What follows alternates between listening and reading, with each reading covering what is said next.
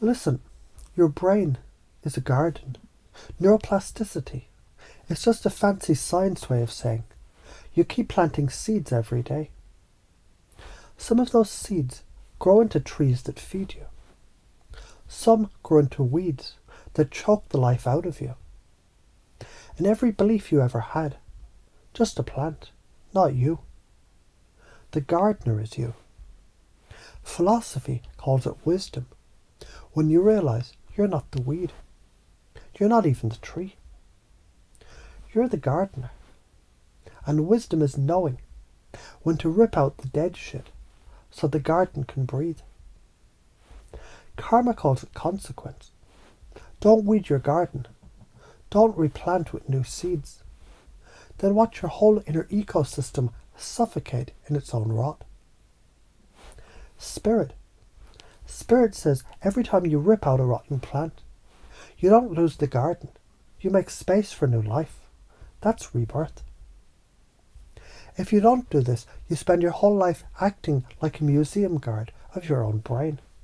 Standing there, arms crossed, defending dusty exhibits that no one gives a shit about anymore. You shrink into echo chambers, where everyone whispers the same tired fears. You calcify into a fucking fossil, irrelevant, while the living world keeps dancing around you. And when those beliefs do die anyway, and they will, you'll feel like part of you just died. That's hell on earth. Imagine carrying around a rotten corpse on your back, insisting it's still alive, while everyone else is moving on. But if you do let beliefs die, you become bamboo, flexible, unbreakable. Hurricanes can snap oaks, but bamboo bends and laughs in the wind. You discover the joy of contradiction, realizing paradox isn't a threat. It's a fucking doorway to higher truth. You stop wasting energy defending castle walls that no one's attacking, and instead you build bridges, cities, new worlds. You never run out of relevance, because you never stop growing. You're never done. Now here's a mind bender. If you think you are your beliefs, explain this. Which you was real? The kid who believed in Santa, the teenager who believed love was forever, the adult who believed they'd never change. Notice something. Every one of those yous, it's already dead. And yet you're still here. So maybe survival is the real you. Beliefs, just costumes. And the actor outlives every costume change. So who the fuck are you really? Not the costume, not the belief. The survivor, the actor, the awareness that keeps living. And in that moment, notice how your mind creaks open like a window in a dusty room. That paradox, it's the fresh air blowing in. Stop worshipping beliefs like they're gods. They're not gods. They're fucking diapers, tools, training wheels. Useful until they aren't. You're not diapers. You're not training wheels. You're the rider, the walker, the one who grows beyond the shit you once needed to survive. Cling, and you reek of stagnation. Release, and you breed freedom. From this moment on, every time you feel fear of losing a belief, your unconscious remembers. This is not death. This is birth. Every fear is a flag that says, here lies growth. Every death of belief is living proof that you're alive. Think of it like this. When you were little, you believed monsters were under your bed. Then you grew. You didn't die. When that belief died, you just upgraded. When you believed you'd never ride a bike without training wheels, you fell. You cried. But eventually you did it. You didn't die. You became free. Every time you learned something new, tying shoes, reading, solving math problems, you had to let go of an old belief. I can't do this. And when that belief died, a stronger, freer you was born. See, you already do this. You've been doing it your whole life.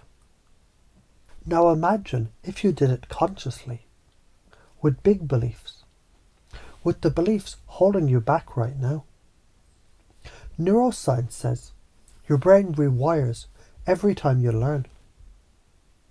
Synapses break, new ones grow, old connections die, new ones fire. Literally, your brain is reborn when you change your mind. Philosophy says humility is admitting I might be wrong. That humility is the soil new truths grow in. Karma says resist this, and life smacks you anyway. Change comes, and you either rot in resistance or thrive in growth. Why are you afraid?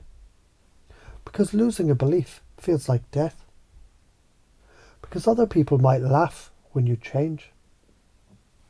Because if you let go of a belief, you're naked for a while, exposed, uncertain.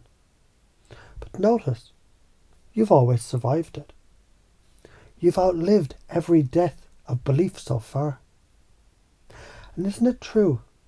Fear is greatest right before the breakthrough. The terror before stepping on stage, before saying I love you, before quitting a job. Fear is not death.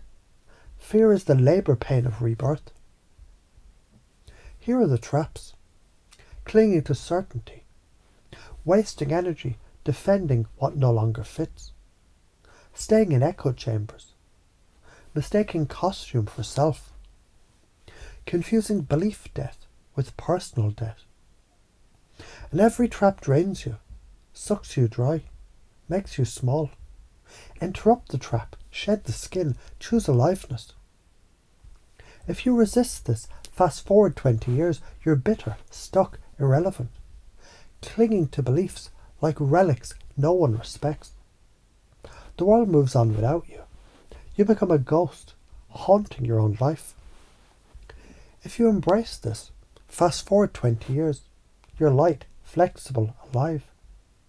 You're the old soul everyone comes to for wisdom. Because you keep growing while others calcify. You're timeless. So here's the karmic math. Belief debt resisted is stagnation, bitterness, irrelevance. Belief debt embraced is expansion, freedom, aliveness. The choice is brutal but simple. Let the old skin rot on your back, or shed it and feel the sun. Because beliefs will die. That's inevitable. But you'd always fucking outlive them.